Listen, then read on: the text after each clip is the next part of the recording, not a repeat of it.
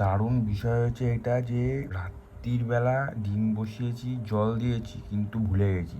Ultimately বলতে গেলে ভুলে গেছি, ঠিক আছে? লুকিয়ে চুরিয়ে লাভ নেই, মালটাকে আমি ভুলে গেছি। তো এই মালটার থেকে এখন দেখছি যে ডিম থেকে বাচ্চা বেরিয়ে এসছে। আমি কেলেও পড়েছে, ডিম থেকে বাচ্চা বেরিয়ে এসছে, কী কেস! সেই সিনেমায় দেখতাম যে ডিম থেকে বাচ্চা বেরিয়ে এসছে, অবাক কাণ্ড। মানে ভাবতেই পারিনি যে ডিম থেকে বাচ্চা বেরিয়ে আসবে। ডিম থেকে কোনোদিন বাচ্চা বেরিয়ে আসে?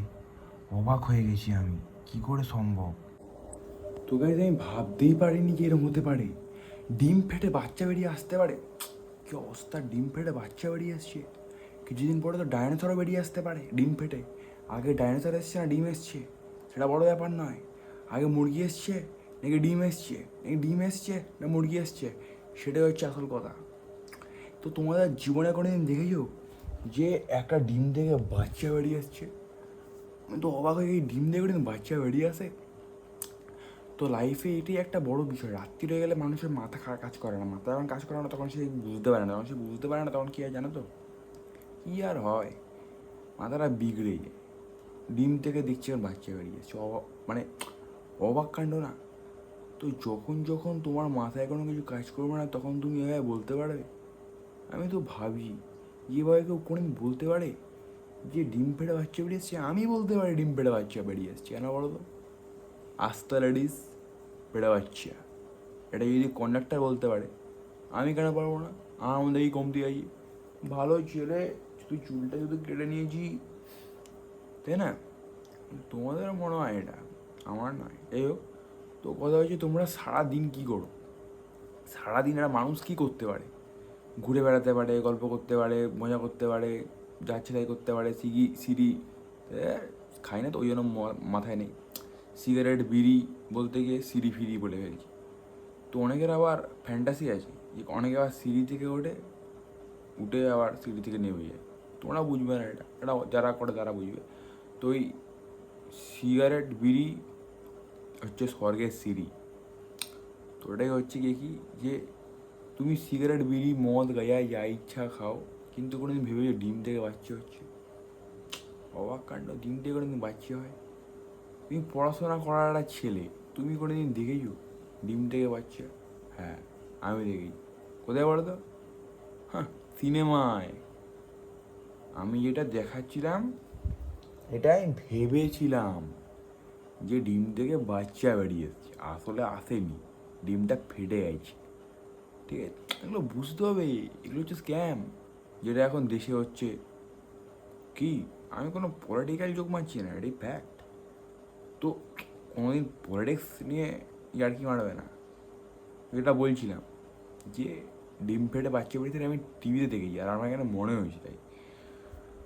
তো ভাবো একটা কথা, সেটা হচ্ছে এটা যে ভাবতেই পারছি না। কি, তোমরা কমেন্ট করো না, সাবস্ক্রাইব করো না, লাইক করো না, শেয়ার করো না, এবার বলো ভিডিওটা ভালো বানাও, তারা তো করবো। আরে তোমাদের মনে কি আছে সেটা আমি কি করে জানবো যতক্ষণ তো কমেন্ট করে লিখবে? কমেন্ট করে লেখো, তাহলে তো বুঝবো যে তোমাদের কি বানাতে হবে। আমার যা দিনকাল এটাই বানাই।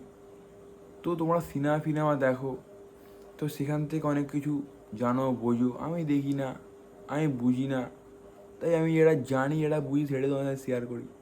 এটা হচ্ছে ফ্যাক্ট। তাহলে আমার লাইফে আমি চাই না ইচ অ্যান্ড এভরিথিং তোমাদের দেখিয়ে দিতে।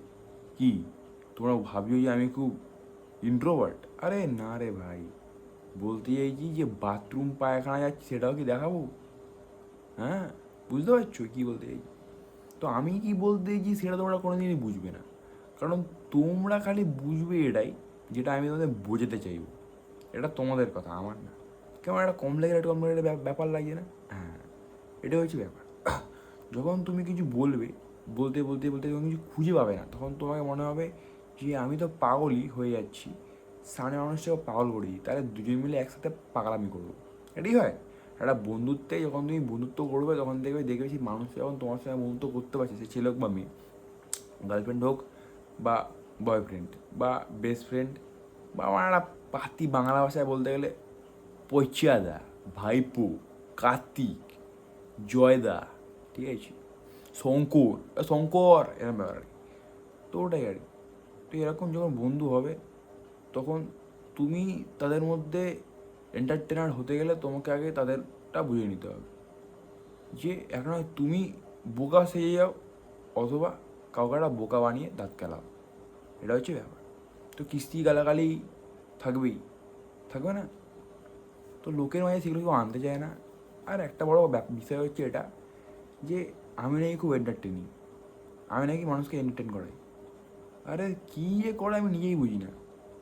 তোমাদের মনে হয়? যদি মনে হয় তাহলে কমেন্টে লিখো।